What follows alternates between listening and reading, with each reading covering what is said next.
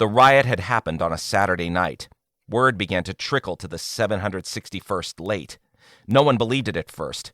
An unfortunate black private wandered into a barrack and said he had overheard two officers talking about the riot, and that the news of black soldiers being killed by white law enforcement had been greeted with a wall of jeers.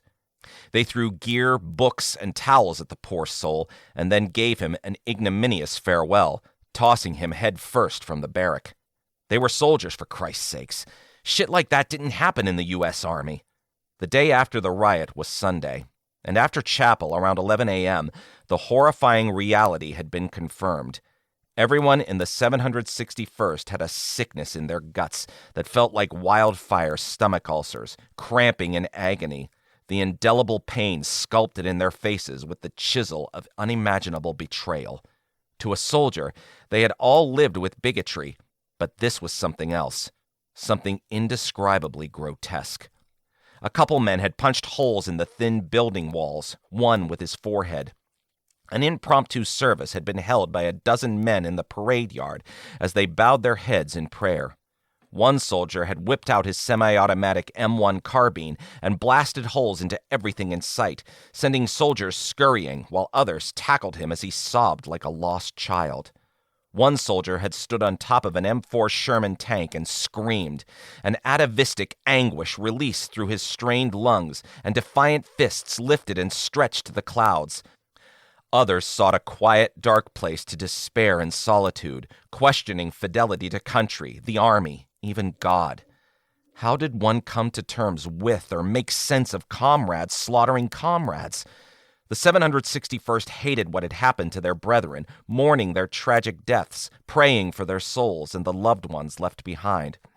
They had worn the heavy shawl of grief over the demise of the long-awaited promise of freedom and equality they had believed were just mere inches beyond their reach. And if that wasn't bad enough, they despised the confinement to barracks, like they had done something wrong.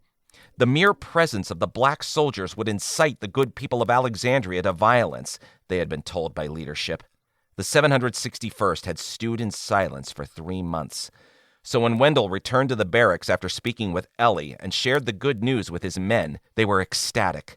A couple of privates hoisted the popular captain on their shoulders and paraded him around as others trailed, singing, "He's a jolly good fellow." They collapsed on a bunk bed, requiring Wendell to perform a somersault to avoid injury. The troops rolled in laughter. Let the celebration begin.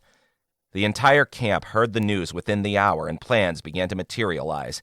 Hidden booze bottles made their appearances. The unit, to a man, wanted to raise a little Cain in town, but they were quickly reminded they were confined to quarters because of the January riot. But Captain Lee was going to be a father. Hell with the town. Let the festivities begin. The booze flowed. Heavy drinking ensued throughout the day. Wendell knew it would only be a matter of time before things took a turn, and turn it did. As he and Colonel Bates approached the compound, Wendell was overwhelmed by the grounding orchestral humming of idling war machines and the nauseating thickness of fuel exhaust fumes, the mechanical symphony layered with drunken laughter, shouting, and bravado. They bolted through the compound gate to face 5 M4 Sherman tanks, an M4 tank with a 105mm assault gun, and an M3 half-track with a 50 caliber machine gun. Wendell watched Sergeant Herman Slacks Winthrop in the lead tank pouring Old Crow whiskey down his throat, the bottle suspended, perpendicular to the ground, signifying the near end of its contents. The full moon provided a silhouette that made Slacks look like a baying wolf. Slacks grabbed the flap of his tanker helmet and flung it to the rear, and then took a last swig from the bottle and smashed it against the half-track. In mock forlornness, Slacks declared, "Au revoir, dirty bird. J'ai fucking fini."